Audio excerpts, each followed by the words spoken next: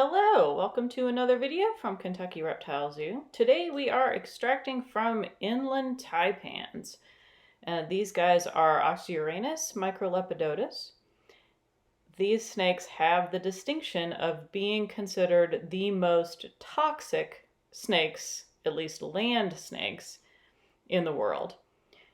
And all that means is that they are the most toxic snakes to mice that we have tested. So they do have a highly toxic venom, but keep in mind we do not test venoms on people for obvious reasons. So just because they are the most dangerous to mice does not necessarily mean they are most dangerous to humans. And as a matter of fact, they're actually not that dangerous to humans. There has not been a recorded fatality from an inland taipan in Australia, and the vast majority of the bites there occur to people who are keeping them in captivity. In the wild, these snakes spend a lot of time underground, and they live in a part of Australia where not a lot of people live. So they live in the very dry central, kind of east central part of the country or continent, however you like to look at it. And there really is not a lot of opportunity for the snakes to have interaction with people in the wild. So even though they have a highly toxic venom, they are not considered one of the most dangerous snakes in the world because they really cause very few bites and very few bites in the wild. In this video, I have basically not edited this footage much at all. Each time you see the snake being presented to the tube and going through the process of the extraction is basically how long it has taken to do. There's only 10 of them, so I just figured it might be interesting for people to see how cooperative or uncooperative the snakes can be. So here you can see this one as an example is really not sure if it wants to go into the tube or not. We like to use tubes for some snakes. These guys, the reason that we're using the tube is that they have a relatively small head and neck. And if they thrash their bodies upon being restrained, it can actually be a little bit dangerous to them. And also somewhat dangerous to Jim. So with these, he prefers to put them inside of the tube that restrains the body in a gentle way so that the snake is not able to hurt itself as Jim gets a hold of the head.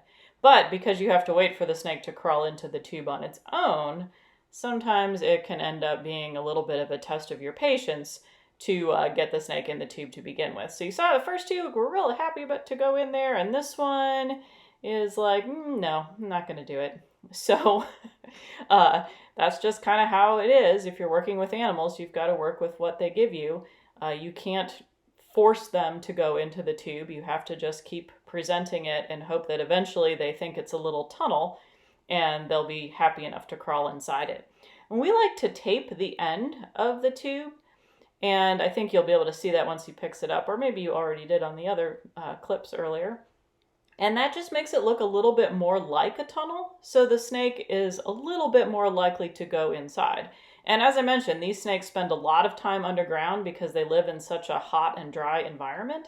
And so they really do like to go into burrows. This one here just apparently did not read the manual and didn't realize that that was what it was supposed to do. There it goes, finally. And I think here we just give you a little quick view of the snake inside the tube. I think it got a little spooked by the camera there, so we moved away. And the technique that Jim is using is the basic technique we use for most venom extractions here, which is to just get a hold of the snake behind the head and then allow it to bite. We do prefer to use a membrane for elapid snakes, which of course, taipans, all of Australia's venomous snakes, are in the elapid family. Cobras, mambas, coral snakes, among some others, are elapids. Those are the ones that have the short, fixed fangs in the front of the mouth, as opposed to vipers, who have the long, foldable fangs. And with the elapids, we like to use a membrane so that the snake feels like it's biting into something a little bit, whereas with vipers and pit vipers that have the longer fangs, those we usually prefer to just hook on the side of the funnel. It's just less material, less waste, and there's really no need to have it as long as the snake is healthy and its mouth is clean. But for these guys, it helps them to be able to bite into something. If you're interested in how Jim manipulates the snakes when he is holding them up to the funnel, we do have a video called What's Really Happening During Extractions. I'll put a link there so you can learn about that if you are interested.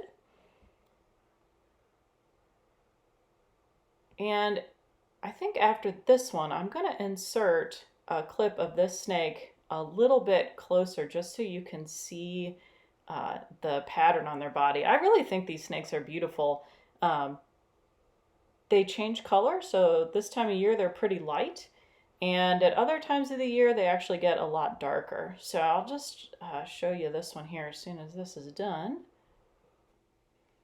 So here's a little bit of a close-up of the scalation and the color. You can kind of see the little faint banding occurring there, and then when these snakes darken up, that banding can be more prevalent and more obvious looking. They also just are completely darker overall during the winter months. So that's an adaptation for being in a place where it does get cold, especially in the mornings in the desert. And so it helps them to warm up during the colder months. Whereas during the warmer months, they tend to have this lighter coloration. And I just think they're really pretty. It's kind of a subtle beauty, but I just think it's great to look at. So you should appreciate it a little bit. And in just a second here, I'll also show you the belly of this snake. I hope you enjoy looking at them as much as I do.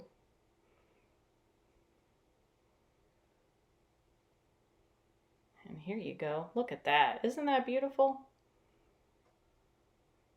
I don't know why their belly is yellow, but some of them are kind of an orangish look too. All right, just for fun. Now we'll get back to the extractions.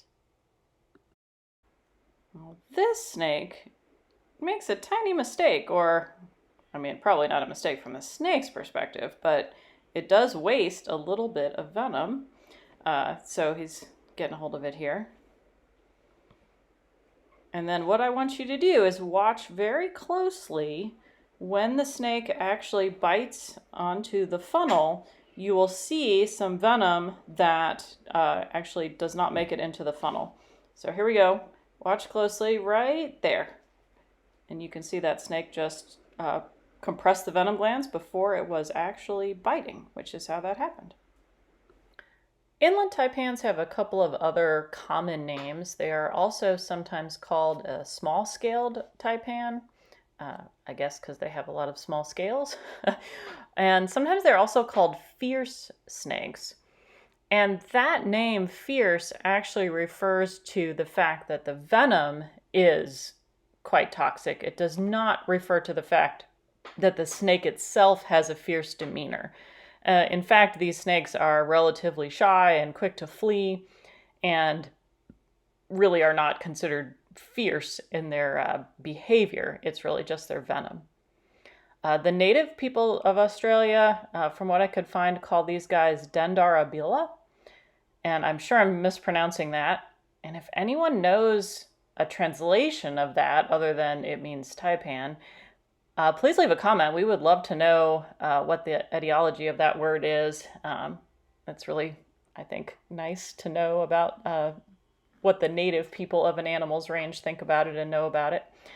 So you can help educate us a little bit there if you happen to know something. This is not a venom we provide a lot of. It's just used occasionally, and I don't know a lot about what the researcher that's gotten it from us has used it for. I do believe it has to do with the neurotoxin. These do have an exceedingly strong neurotoxin. But they also do cause coagulopathy or issues with blood clotting, so there could be some potential uses there as well. I know I said I wasn't going to edit this video, but I did. I did speed up a little bit these last few snakes just because it's a little repetitive watching them go into the tube over and over again. But I did leave the footage intact just because I think it's a little bit interesting for you to see how patient you do have to be to do extractions like this and to get each animal into the tube and just wait for it to cooperate, since they're not always going to do that.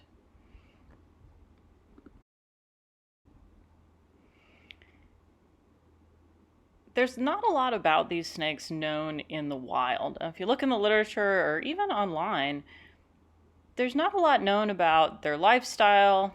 We know a little bit about how they breed and how often they lay eggs, or how many eggs they lay, which is somewhere around 10 typically. But we don't know a lot about their other habits.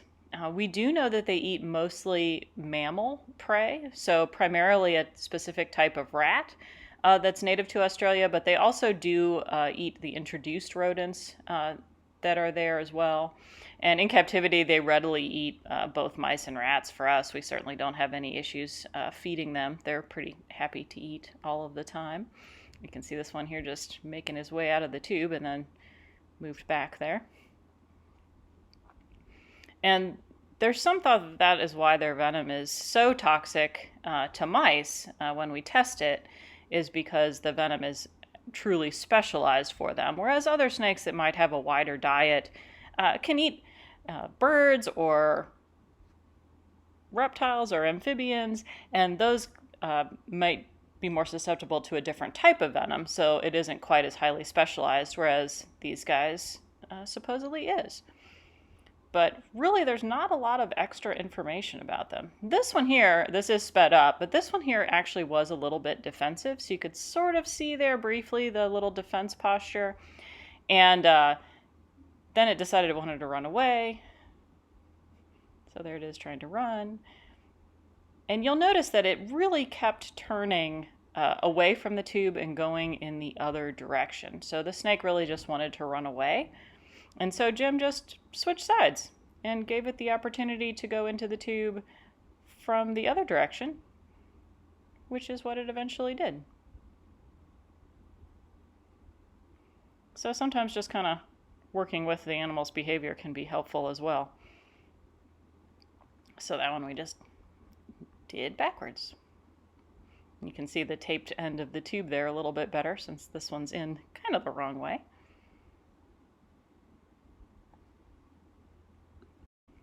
And this particular snake is the last one that we extracted from. I have a little bit of more eye candy here to see his scales up close. I don't mean Jim's elbow by that. But I just, again, think these guys are so pretty. This one is a little bit darker than that first one that I showed you. But again, it's got that really pretty orange belly. And here's what the venom looked like. These guys have a fairly small yield. As usual, we really appreciate everybody watching. Remember to like and subscribe to see all of our videos. And we hope you all have a great day.